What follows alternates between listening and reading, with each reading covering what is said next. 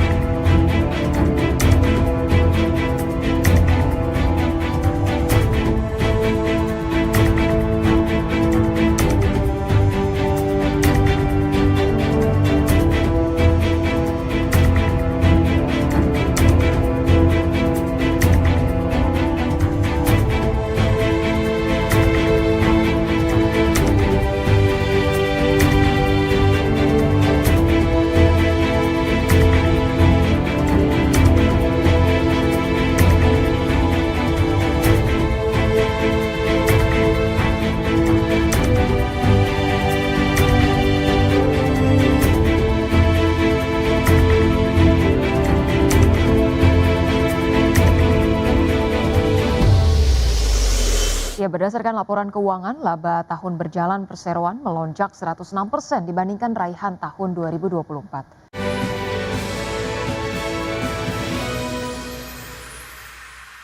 Perusahaan emiten produsen emas PT Aneka Tambang Tbk mencatat pertumbuhan laba tahun berjalan hingga 3 digit mencapai 7,92 triliun rupiah pada tahun 2025. Ya, berdasarkan laporan keuangan, laba tahun berjalan perseroan melonjak 106% dibandingkan raihan tahun 2024. EBITDA juga tercatat naik 56% menjadi 10,51 triliun rupiah. Adapun pertumbuhan profitabilitas tercermin dari laba usaha yang melonjak 180% menjadi 8,4 triliun rupiah, serta laba kotor yang naik 111% menjadi 13,68 triliun rupiah. Pada saat yang sama, beban keuangan turun 30% menjadi 167,1 miliar rupiah. Direktur Utama Antam, Untung Budi Harto, mengatakan bahwa perusahaan mencatatkan pendapatan dan laba bersih tertinggi sepanjang sejarah didorong oleh penguatan operasional serta lonjakan kontribusi dari segmen emas dan juga nikel. Menurutnya, kinerja tersebut mencerminkan keberhasilan perusahaan dalam menjaga keseimbangan antara pertumbuhan operasional dan pengelolaan keuangan.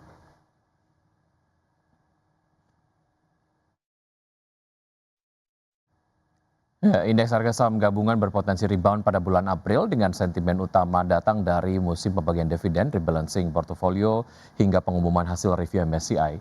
Di saat yang sama, sejumlah data ekonomi juga akan dirilis di awal April, mulai dari data inflasi Indonesia hingga data pengangguran Amerika Serikat yang turut menjadi perhatian para pelaku pasar. Indeks harga saham gabungan berpotensi rebound pada April usai lama tertekan sepanjang kuartal 1 2026. Adapun sentimen musim pembagian dividen hingga rebalancing portofolio saham menjadi pendorong utamanya. Senior market analis Mirai Aset Sekuritas Nafan Aji Gusta menjelaskan secara historis ISG pada bulan April cenderung berada dalam keadaan bullish. Selain itu, Nafan juga menjelaskan ISG cenderung berada dalam kondisi lower base effect sepanjang Maret. Ia juga mengatakan sentimen lainnya yang akan pengaruhi ISG adalah dinamika kinerja laporan keuangan emiten serta dinamika dividen. Menurutnya, pembagian dividen menjadi sweetener atau pemanis bagi investor. Selain itu, review MSCI juga akan menjadi salah satu sentimen yang dinantikan investor. Menurutnya, hal ini seharusnya bisa menjadi katalis positif bagi foreign flow. Sementara itu, analis teknikal BRI Dana Reksa Sekuritas Reza Diovanda menjelaskan bahwa tekanan bagi ISG masih terlihat cukup konsisten, dipengaruhi oleh kombinasi sentimen global dan domestik. Ia menyebut laporan keuangan emiten 2025 memang menjadi salah satu katalis pendorong pergerakan pasar. Namun katalis utama ISG saat ini masih berasal dari faktor eksternal, khususnya konflik Timur Tengah yang hingga saat ini masih belum pasti. Di pekan pertama April terdapat beberapa rilis data ekonomi penting yang perlu diperhatikan. Dari domestik, yakni data neraca perdagangan Indonesia ini proyeksikan masih surplus, lalu inflasi Maret 2026 yang diperkirakan naik ke kisaran 5 hingga 5,4% secara tahunan, didorong oleh momentum lebaran, peningkatan konsumsi BBM, serta kenaikan harga energi akibat gangguan pasokan global. Sedangkan rilis data global yang perlu diperhatikan adalah data non-farm payrolls dan pengangguran Amerika Serikat, di mana data-data tersebut akan menjadi salah satu acuan penting dalam menentukan arah kebijakan suku bunga The Fed ke depan. Adapun selanjutnya untuk jangka pendek, Stockbit Sekuritas mencatat ada 3 hal utama yang perlu dicermati investor di tengah situasi pasar saat ini. Pertama, durasi penutupan Selat Hormuz dan arah pergerakan harga minyak dunia. Kedua, inisiatif pemerintah untuk menjaga defisit fiskal di bawah 3% PDB. Dan ketiga, eksekusi informasi pasar modal Indonesia sebelum deadline yang ditetapkan MSCI pada Mei 2026. Dari berbagai sumber untuk ADX Channel. Presiden Amerika Serikat Donald Trump dilaporkan siap mengakhiri operasi militer terhadap Iran bahkan jika Selat Hormuz sebagian besar masih ditutup. Menurut laporan The Wall Street Journal, Trump dan para stafnya menyimpulkan bahwa misi untuk membuka Selat Hormuz secara penuh berpotensi memperpanjang konflik di luar rencana awal operasi yang diperkirakan berlangsung antara 4 hingga 6 pekan. Presiden Amerika Serikat Donald Trump mengatakan kepada para stafnya bahwa ia siap mengakhiri operasi militer terhadap Iran bahkan jika Selat Hormuz sebagian besar masih ditutup. Laporan ini ditulis di Wall Street Journal dengan mengutip sejumlah pejabat pemerintahan Amerika. Menurut laporan tersebut, dalam beberapa hari terakhir, Trump dan para stafnya menyimpulkan bahwa misi untuk membuka Selat Hormuz secara penuh berpotensi memperpanjang konflik di luar rencana awal operasi yang diperkirakan berlangsung antara 4 hingga 6 pekan. Trump memutuskan bahwa Washington sebaiknya berfokus pada tujuan utamanya, yakni membatasi kemampuan Angkatan Laut Iran dan persediaan rudalnya, serta meredakan permusuhan yang sedang berlangsung sambil secara bersamaan menekan Teheran untuk memulihkan kelancaran arus perdagangan. Jika upaya tersebut tidak membuahkan hasil, Washington disebut akan mendorong sekutu-sekutunya di Eropa dan negara-negara Teluk Persia untuk mengambil peran lebih besar dalam membuka kembali jalur pelayaran strategis tersebut. Laporan itu juga menyebutkan bahwa Trump masih mempertimbangkan opsi militer tambahan, tetapi langkah tersebut bukan menjadi prioritas utama dalam strateginya saat ini. Pada akhir Februari lalu, Amerika Serikat dan Israel melancarkan serangan terhadap sejumlah target di Iran, termasuk di ibu kota Teheran, yang menyebabkan kerusakan serta korban di kalangan sipil. Iran kemudian membalas dengan melancarkan serangan ke wilayah Israel dan fasilitas militer milik Amerika yang berada di Timur Tengah. Eskalasi di sekitar Iran tersebut telah menyebabkan blokade de facto di Selat Hormuz, jalur penting bagi pengiriman minyak dan gas alam cair dari negara-negara Teluk Persia ke pasar global. Situasi itu juga berpengaruh terhadap tingkat ekspor dan produksi minyak di kawasan sehingga mendorong kenaikan harga bahan bakar di sebagian besar negara di dunia. Berbagai sumber, IDEX Channel.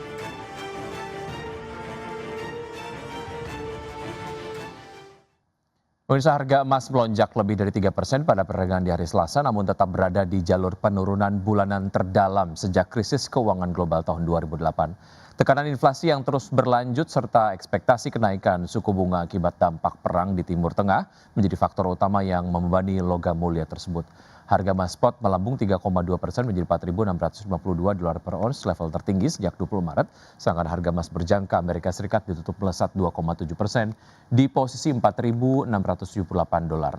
Penguatan emas terjadi di tengah pelemahan dolar Amerika Serikat meskipun mata uang tersebut masih berada di jalur penguatan bulanan. Analis menyatakan rally emas saat ini didorong oleh meningkatnya optimisme terhadap potensi deeskalasi konflik di Timur Tengah. Namun penguatan ini dinilai belum cukup kuat untuk mengonfirmasi tren kenaikan berkelanjutan. Dalam jangka panjang, tren emas dinilai tetap bullish, didukung oleh faktor fundamental seperti dedolarisasi serta pembelian emas oleh bank sentral.